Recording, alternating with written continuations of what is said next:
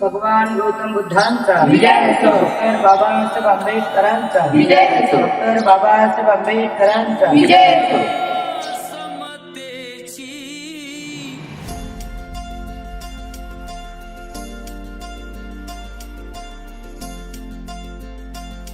धम्मान् धम्मपरिपतिया बुद्धान् पूजे इमाय धम्मान् धम्मपरिपतिया धम्मं पूजे इमाय धम्मान् धम्मपरिपतिया संघं पूजे आदाय माय पतिपातिया जाते जरा नमः परिमोच्य सावे यमिना पूजकम्मेना मानिमान समागम सकल समागम होतु यावनिब्बाणपतिया देवता तु कालेन संपाते पूजा वेदो भवतो लोकाचार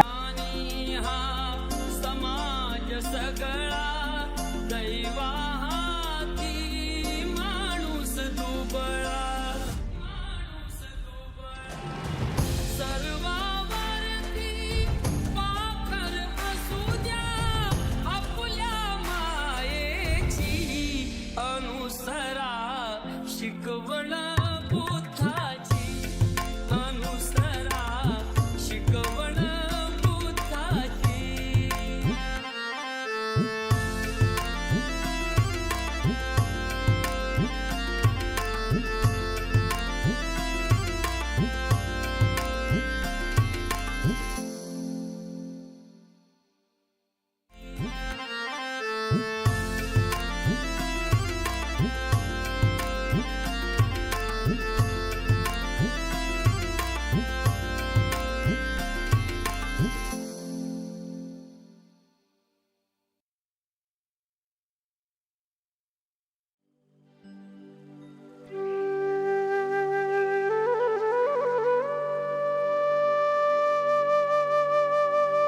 ईश्वर शांति दूत महामानव तथागत भगवान गौतम बुद्ध ईश्वर रत्न भारत रत्न परम पूज्य डॉक्टर बाबासाहेब आंबेडकर स्त्रियांचे ज्योतिज्वल करते महात्मा ज्योतिबा फुले या रत्नांना प्रथमतः अभिवादन करून आज चैत्र पौर्णिमा या चैत्र पौर्णिमेच्या निमित्ताने विश्वशांती बुद्धविहार भीमटेकडी जाटवाडा रोड लेणी परिसर छत्रपती संभाजीनगर औरंगाबाद भीमटेकडी महाराष्ट्र राज्य या ठिकाणाहून आपण लाईव्ह आणि युट्यूब चॅनलला आजच्या चैत्र पौर्णिमेचं महत्व आपण जाणून घेणार आहोत.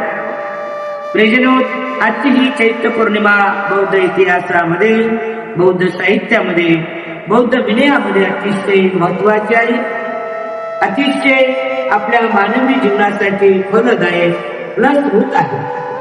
खर तर उपोषण व्रताच्या दिवशी आपल्या सर्व उपासक उपासिकांनी आपल्या जीवनामध्ये मानवी जीवन सुखी आणि आनंद आणि सदापूर्व जगायचे असेल तर महिन्याचे 4 उपोषण व्रत अतिशय महत्वाचे आहे. ते म्हणजे असे की पौर्णिमा, अष्टमी, अमावस्या आणि परत अष्टमी हे 4 उपोषण व्रत मानवाने आपल्या परिवारामध्ये आपल्या कुटुंबामध्ये आपण त्यांचं अवलंबन केलं पाहिजे, पालन केलं पाहिजे, अनुसरण केलं पाहिजे, जेणेकरून त्या अष्टशीलमुळे तुम्हाला आयुष्य वन बल आणि सुख भेटते. हे 4 बाबी मात्र या 4 बाबीचं या 4 बलाचं अजूनही मात्र कुठं मार्केट निघालं नाही, दुकान निघालं नाही. आणि म्हणून आपण सर्वांनी या 4 बल मिळवायचे असतील, हे 4 बल संपादन करायचे असतील तर भगवान बुद्धाने सांगितलेलं अरे अष्टांगिक मार्ग 4 आले सत्य 37 बुद्धांग आणि आपल्या जीवनामध्ये भगवान बुद्धाने सांगितलेला उपोषण व्रत हा मानवाने मात्र पालन केला पाहिजे. आणि जे जे उपासक उपोषण व्रताचं पालन करतात त्यांना आयुष्य वन बल आणि सुख मिळाल्याशिवाय राहत नाही. आजची ही चैत्र पौर्णिमा आहे. आजच्या या चैत्र पौर्णिमेचं आपल्या सर्वांना जे लाईव्ह आहे, जे युट्यूब चॅनलला बघणार आहेत, आपल्या सर्वांना मी खूप खूप मंगलकामना देतो, शुभकामना देतो की 1 तारीख म्हणजे उद्यापासून कालपासून आपल्याला एक चाहूल लागलेली आहे की कुठल्या तरी आपल्याला नवीन आपल्या मानवी जीवनाचा जन्म झालेला आहे. म्हणजे तो कोणाचा आहे तर परमपूज्य डॉक्टर बाबासाहेब आंबेडकर यांचा आपल्याला जन्मदिन आपल्याला साजरा करायचा. बाबासाहेबांना जाऊन आणि बाबासाहेब जन्माला येईल 1900 म्हणजे आता आपल्याला 137वी जयंती आहे बाबासाहेबांची. म्हणजे बघा आता किती वर्ष झाले तरी पण 1 तारीख लागली की आपल्याला चावून लागते का आता भीम जयंती आहे. आता भीम जयंती आपल्याला साजरी करायची आहे आणि म्हणून संपूर्ण जगामध्ये भारतामध्ये ही भीम जयंती आपण साजरी करत आहोत. भीम जयंती साजरी करत असताना नेमकं काय केलं पाहिजे मी तर उपासकांना आव्हान करतो. भीम जयंती साजरी करताना आपण आपल्या कष्टातील पैसे मग तुम्ही वर्षभर 1 रुपये का होईना जमा करा, 10 रुपये का होईना तुम्ही जमा करा, 50 रुपये का होईना जमा करा, परंतु आपल्या समाजाचे आपल्या लोकांचे आणि आपल्या माणसाचं दान घेऊन आपण भीम जयंती साजरी करतो. मला असं म्हणायचं की आपण विनय आता पाळलं पाहिजे, विनयाचं अनुकरण केलं पाहिजे. भीम जयंती साजरी करताना आपण मित्रांना दान मारण्यापेक्षा त्याच्यामध्ये श्रद्धा जागृत करा. येत्या महिन्यामध्ये जागतिक परिषद घेतलेली आहे. भीम जयंती परिसरामध्ये जवळपास 30 देशातील बौद्ध भिक्खू आणि भिक्खूंनी बोलवले आपण आणि नवतोल भविष्यातील परिषद आपण घेतलेली आहे. या परिषदेमध्ये कुठल्याही जातीतील धर्मातील लोकांना आपण कंपल्शन केलं नाही किंवा औरंगाबाद शहरातील कुठल्याही राजकीय पुढाऱ्याला आपण कंपल्शन केलं नाही. तर या जागतिक परिषदेला आपल्या औरंगाबाद शहरातील राजकीय नेत्यांनी फक्त आम्हाला जालिंदर शेंडगे त्याचबरोबर विजयभाऊ मगरेने 50,000 रुपये दिलेले आहेत आणि जालिंदर शेंडगे या भाऊंनी आपल्याला 50,000 रुपये दिलेले आहेत.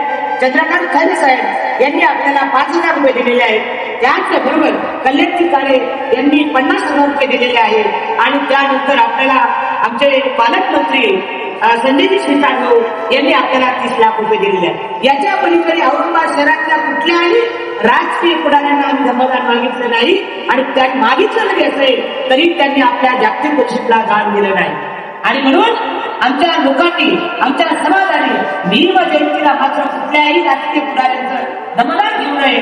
बाबासाहेबांचा आणि आमचा आहे वाटून घ्यायचं नाही, परंतु बाबासाहेबांना मात्र आपण जयंती साजरी करत असताना आमच्या समाजाने मात्र आपल्या समाजात मोठमोठे लोक आहेत आणि आपल्या मोठमोठ्या लोकांनी एकत्र होऊन भीम जयंती साजरी करायची आहे. तशा पद्धतीने भूतोड भविष्याची एवढ्या मोठी धम्मपरिषद आम्ही साजरी केली आणि माझ्या तमाम समाजाने वस्तीतल्या माणसाने नगरातल्या माणसाने तालुक्याच्या माणसाने औरंगाबाद शहरातल्या लोकांनी उपासकांनी धम्मपरिषद आपण अतिशय सुंदर पद्धतीने आपण साजरी केली. आपण कुठल्याही लोकांचा बाकीच्या लोकांचा एक उपाय घेतला नाही. हा आदर्श तुमच्या समोर समाजाकडे मांडता आला पाहिजे. यासाठी आम्ही या पौर्णिमेच्या दिवशी लाईव्ह आलो की आपल्याला कदाचित तुम्ही 18 सगळ्याच घ्या भीम जयंतीला. भीम जयंतीच्या दिवशी वाचन ठेवा, भीम जयंतीच्या दिवशी ग्रंथ वाटा, भीम जयंतीच्या दिवशी बाबासाहेबांच्या स्मरणार्थ छान व्याख्यान लोकांना म्हणून धम्मदेशना ठेवा. भीम जयंतीच्या दिवशी प्रवचन ठेवा, म्हणजे बाबासाहेबांचा विचार समाजामध्ये गेला पाहिजे. आणि म्हणून मला असं म्हणायचं आहे की भीम जयंतीच्या दिवशी आमच्या लोकांनी मात्र फार मोठ्या मनाला काढायचं आहे. आम्ही औरंगाबाद शहरातल्या ज्या ज्या उपासकाकडून धम्मदान घेतलं त्या लोकांचे नाव मी तुमच्या पुढे जाहीर केलेले आहे. लाईव्ह येण्याचं कारण आजची चैत्र पौर्णिमा आहे आणि या चैत्र पौर्णिमेच्या दिवशी आपण लेखाजोखा आपल्या या भीम जयंतीच्या जागतिक परिषदेला देणं माझं कर्तव्य होतं. कदाचित आमच्या समाजाला काही लोकांना असं वाटतंय की बाहेर देशाचे 3 देशातील बौद्ध भिक्खू आले तर कदाचित माताजीला ते धम्मदान देऊन गेले असतील. ही चुकीची गोष्ट आहे. बाहेर देशातून जे लोक आले त्यांनाच आम्ही 15,000, 5,000, 10,000, 3,000 संपूर्ण तमाम आलेल्या बौद्ध भिक्खू आणि भिक्खुनीला आम्ही स्टेजवरती धम्मदान दिलं. बाहेर देशातील एकाही भिक्खूने आपल्याला 1 रुपया सुद्धा दिला नाही.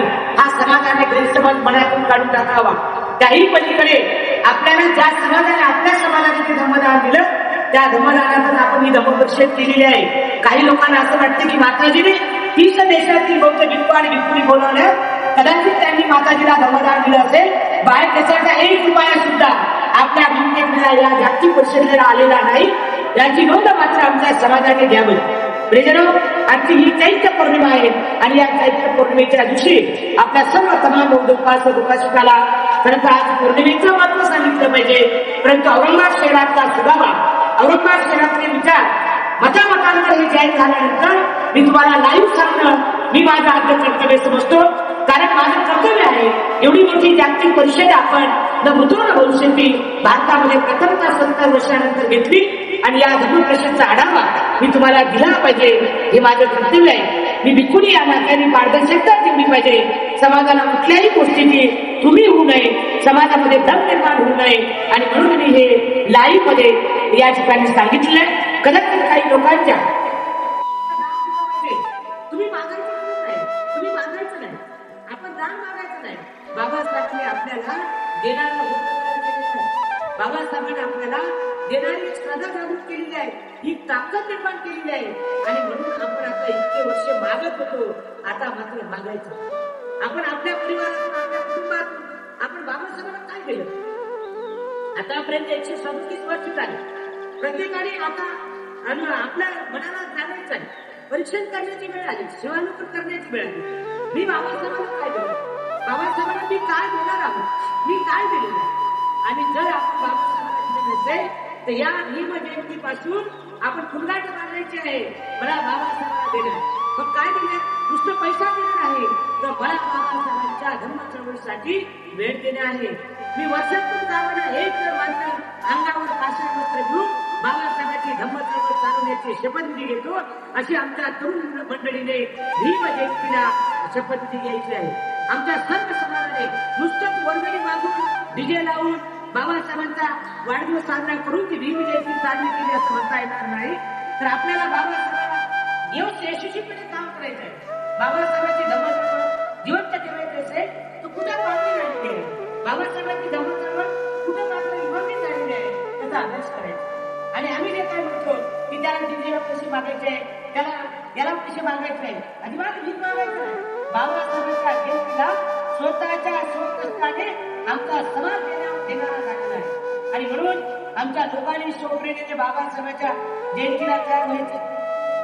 आम्ही इतर समाजाकडून, इतर लोकांकडून हे देणार ते वेगळं, पण तुम्ही जाऊन त्यांना मागत असाल ही तुमची चुकीची गोष्ट आहे. बाबासाहेबांना तुम्ही चव्हाट्यात आणत असं म्हणण्यास काय हरकत नाही. आणि म्हणून मात्र कोणच बाबासाहेबांच्या जयंतीला इतर लोकांकडून इतर लोकांना त्रास देऊ नये, हे रीतीने मान्य आहे. बाबासाहेबांची जयंती साजरी निश्चित करतात, कारण बाबासाहेब सर्वांचेच होते, पण ती त्यांच्या जागृत झाली पाहिजे. त्यांच्या तुम्ही कल्पना निर्माण करा की बाबासाहेब तुमचे आहे ना आमचे आहे, बाबासाहेब तुमचा एकट्याचा नाही. परंतु दान मागताना मात्र बळजबरी कोणाला मागू नका, बळजबरी कोणाकडे जाऊ नका, बळजबरी तुम्ही कोणाला प्रेशर देऊ नका. तर आपण भीम जयंती साजरी करतो म्हणण्यास आपण असं म्हणता येणार नाही. भीम जयंती साजरी कशी करता येईल, तर पहिली पूर्ण मानायची आमच्या समाजाने की मी दान देणार नाही. भीम जयंतीच्या वर्गणीमधून एकही रुपया मी माझ्या कुटुंबात वापरणार नाही. भीम जयंतीच्या दानातून एकही रुपया मी समाजाचा एकत्र जाऊ देणार नाही, याची मी काळजी करेन. भीम जयंतीच्या दिवशी मी पूर्णपणे बाबासाहेबांच्या जयंतीमध्ये 25 पेचं पालन करेन. याला भीम जयंती म्हणतात. मिरवणूक काढायचा, डीजे लावायचा, दारू प्यायचा, भाकरीचे हात करायचे, डान्स करायचे, याला भीम जयंती म्हणता येणार नाही. म्हणून बाबा